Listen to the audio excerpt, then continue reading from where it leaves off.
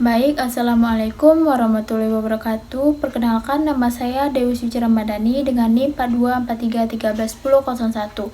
Di sini saya akan memaparkan materi dari mata kuliah Pendidikan Pancasila yang berjudul Pancasila sebagai Ideologi Negara.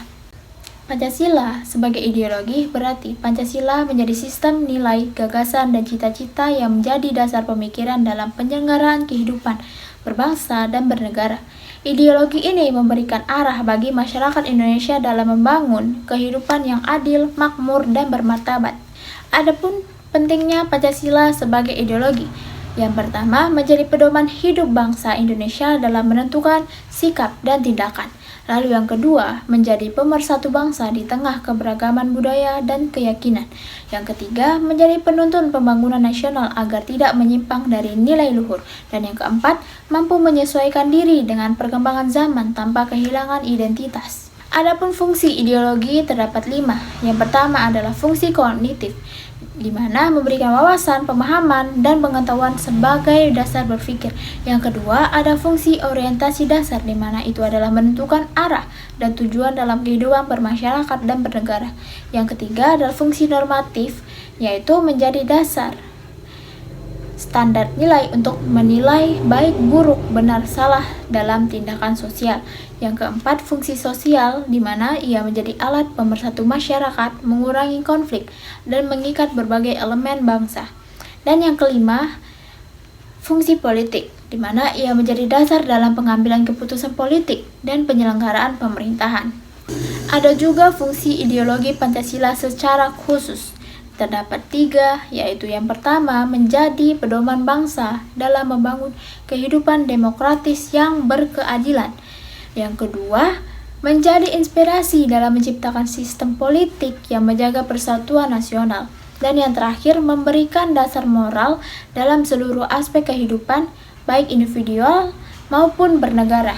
Selanjutnya, terdapat 6 macam ideologi. Yang pertama, liberalisme, menjunjung kebebasan individu dan pasar bebas. Yang kedua, kapitalisme, menekankan kepemilikan pribadi dan kebebasan ekonomi. Yang ketiga, sosialisme, mengedepankan pemetaan dan kepemilikan bersama atas alat produksi. 4. Komunisme, bentuk-bentuk ekstrem sosialisme tanpa pemikiran pribadi dan tanpa kelas sosial. Yang kelima, fasisme, menekankan kekuasaan absolut negara dan kepatuhan total warga. Dan yang terakhir atau yang keenam, teokrasi, di mana negara berdasarkan hukum agama sebagai otoritas tertinggi. Di sini ada perbandingan ideologi dunia dengan Pancasila. Yang pertama, religius sekaligus humanis, di mana itu adalah tidak memaksakan satu agama, tetapi menjunjung nilai ketuhanan dan penghormatan manusia.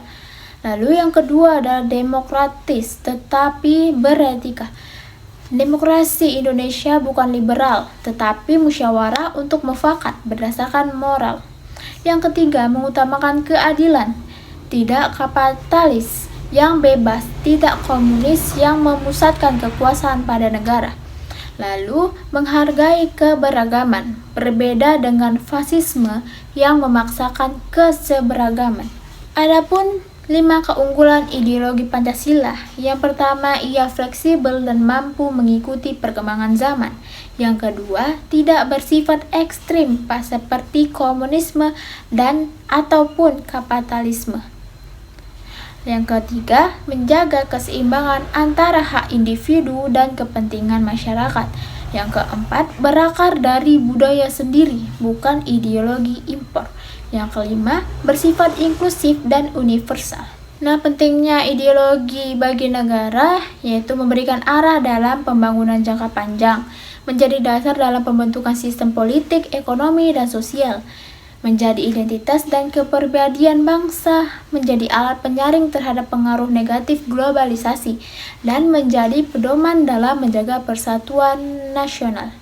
Nah, adapun penting Pancasila bagi Indonesia, menjaga negara dari ancaman ideologi asing yang tidak sesuai dengan kepribadian bangsa, menjadi pedoman untuk menyelesaikan masalah di masyarakat secara adil dan bermartabat, menjadi fondasi negara agar tetap stabil, aman, dan demokratis, dan menjadi sumber nilai untuk membangun bangsa di era modern ini.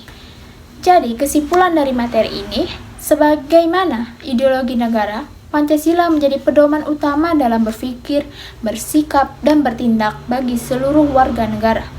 Pancasila bukan hanya sistem nilai, tetapi juga identitas bangsa Indonesia yang harus terus dijaga dan diwujudkan dalam kehidupan sehari-hari. Baik, terima kasih. Sekian video dari saya. Saya ucapkan wassalamualaikum warahmatullahi wabarakatuh.